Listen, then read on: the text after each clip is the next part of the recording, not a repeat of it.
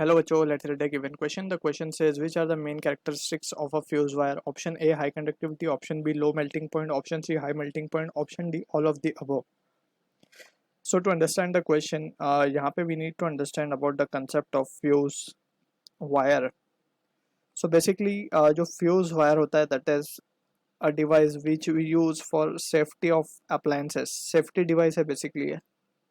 तो उसका थोड़ा सा वर्किंग समझते हैं and then will try to analyse what should be the answer for the question. So यहाँ पे हम मान लेते हैं, let's suppose this is the circuit we are having and in this circuit this is some load. यहाँ पे appliance connect है basically. So अब ये लोड कुछ भी हो सकता है, TV, fridge etcetera, and this is been connected directly to a power supply.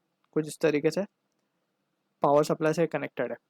अब यहाँ पे क्या होगा कि current is flowing through the load and everything is going fine. अब उसके बाद क्या हो सकता है कि अगर पॉसिबिलिटीज है कि if overloading occurs.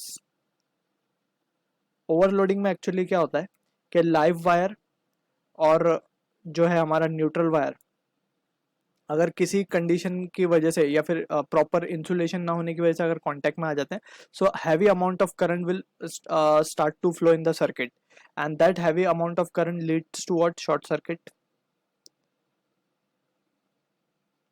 Short circuit में क्या होगा? Heavy amount of current will be flowing in the circuit. Heavy current will be flowing in the circuit और ये heavy amount of current will damage the load and this can damage the appliance. Basically हम बोल सकते हैं damage the appliance. जो भी हम appliance वहाँ पे कनेक्ट किए होंगे वो डैमेज हो सकता है. So to in order to protect that appliance हम क्या करते हैं, यहाँ पे एक फ्यूज लगाते हैं. फ्यूज बेसिकली कुछ एक वायर सा होता है पतला सा, ये हम यहाँ पे फ्यूज कनेक्ट करते हैं. फ्यूज से क्या होगा बेसिकली, जब करंट फ्लो करेगा सर्किट में और इन केस ऑफ ओवरलोडिंग और short circuit we can say, अगर ओवरलोडिंग होती है और heavy amount of current flow होता है सर्किट में, तो क्या होगा, ये फ्यूज जो है इसमें से करंट फ्लो होगा और ये फ्यूज मेल्ट कर जाएगा due to heating effect of electric current. Heating, क्योंकि फ्यूज का जो प्रिंसिपल है that is heating effect of current.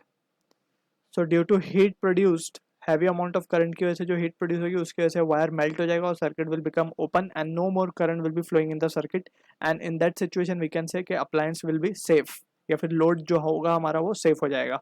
ठीक है. So this is how the safety device of fuse works. So अब इसके लिए ये ताकि आसानी से मेल्ट हो जाए, सो इसको इसके कुछ कैरेक्टरिस्टिक्स होती हैं इसकी. जैसे फर्स्ट कैरेक्टरिस्टिक की अगर हम बात करें, so it should have low melting point. ये जल्दी मेल्ट हो जाना चाहिए. अगर ज़्यादा देर तक ये मेल्टिंग पॉइंट हाई रहा तो heavy amount of current will keep on going from it and load will be damage. उससे पहले फ्यूज मीन्स यहाँ पे फ्यूज ओपन करे सर्किट को, लोड विल बी डिस्ट्रॉयड. तो उससे बेटर ये है कि लो मेल्टिंग पॉइंट होना चाहिए.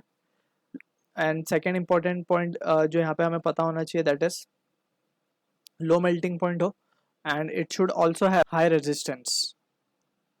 हाई रेजिस्टेंस होगा तो करंट खुद ब खुद कम फ्लो होगा उसमें से. ठीक है. So this are the characteristic of fuse wire that should have.